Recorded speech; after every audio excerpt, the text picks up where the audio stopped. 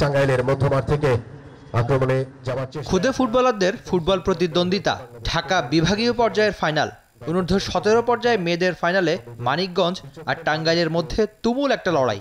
নির্ধারিত সময়ে খেলার কেউ জেতেনি, কেউ হারেনি এমন দিনে বালক এবং বালিকা বিভাগে দেখেছি ঢাকা বিভাগীয় পর্যায়ের খেলা গড়ার টাই ব্রেকারে, যেখানেও জমে ওঠে লড়াই। কিন্তু ভাগ্য নির্ধারণের লড়াইয়ে হেরে যায় টাঙ্গাইল। ৩-২ ব্যবধানে জিতে চ্যাম্পিয়ন হওয়ার উল্লাসে মাতে মানিকগঞ্জের মেয়েরা।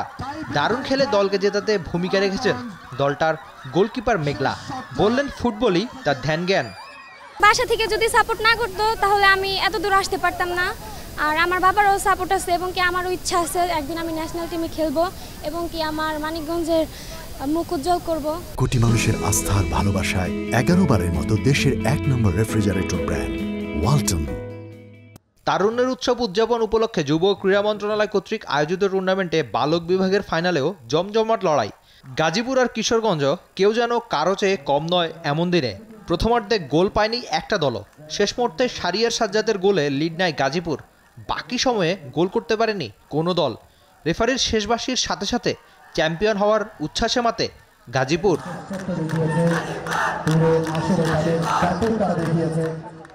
এমন আয়োজনে অংশ নিতে পেরে উচ্ছ্বাসিত ক্ষুদে ফুটবলাররা। ওদের স্বপ্ন জাতীয় দলের জার্সিতে প্রতিনিধিত্ব করা। অনেক অনেক খুশি। আমার জীবনে সেরা অর্জন এটা ফুটবল খেলার মধ্যে। আমি আরও চাই যে জাতীয় পর্যায়ে খেলতে, আর কি সামনে আরও ভালো কিছু করতে চাই সবার দোয়াতে। ফুটবল আসলে একটা অন্যরকম খেলা। ফুটবল খেলে আমাদের নিজের ভিতরে একটা শান্তি আসে, মনোযোগ আসে। বাইরে থেকে যখন মানুষ আওয়াজ দেয় নিজের ভিতরে অনেক খুব ভালো লাগে। মাঠের সঙ্গে আমি খেলি। আমি ইনশাল্লাহ একদিন জাতীয় টিমে খেলতে চাই। আমার আইডল হচ্ছে হামজা চৌধুরী। আমি তার খেলা অনুসরণ করি। ধন্যবাদ জানাই ঢাকা বিভাগীয় কমিশনারকে।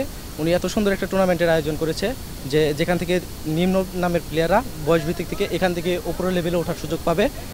এই আসরে অংশ নিতে আসা ফুটবলাররা অনেকেই এসেছেন প্রত্যন্ত অঞ্চল থেকে। ওদের প্রতিদ্বন্দ্বিতা দেখে মুগ্ধ আয়োজকরা। এই ফুটবলারদের হাত ধরেই ফিরবে দেশের ফুটবলের হারিয়ে যাওয়া গৌরব, মনে করেন তারা। আমাদের বিভাগীয় পর্যায়ের ফাইনাল দল নিয়ে আমরা জাতীয় পর্যায়ের খেলা হবে আগামী এপ্রিল মাসে, এবং সেখান থেকে আমরা যারা বেস্ট খেলোয়াড় যারা বেরিয়ে আসবে তাদেরকে আমরা উন্নত প্রশিক্ষণের ব্যবস্থা করব, এবং এভাবে আমাদের ফুটবল আমাদের জাতীয় পর্যায়ে ফুটবল ক্ষেত্রে অনেক ভালো ভালো খেলোয়াড় বেরিয়ে আসবে বলে আমরা বিশ্বাস করি।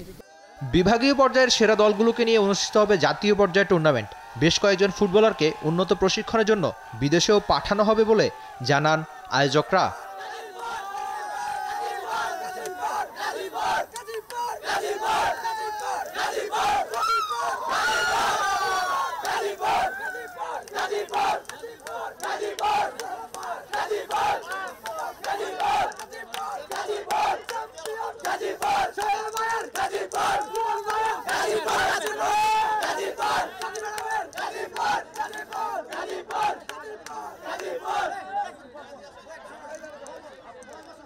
For more updates, subscribe to our YouTube channel and click on the bell icon. Follow us on Facebook and Instagram. Download T-Sports app to enjoy exciting games and highlights. Visit tsports.com.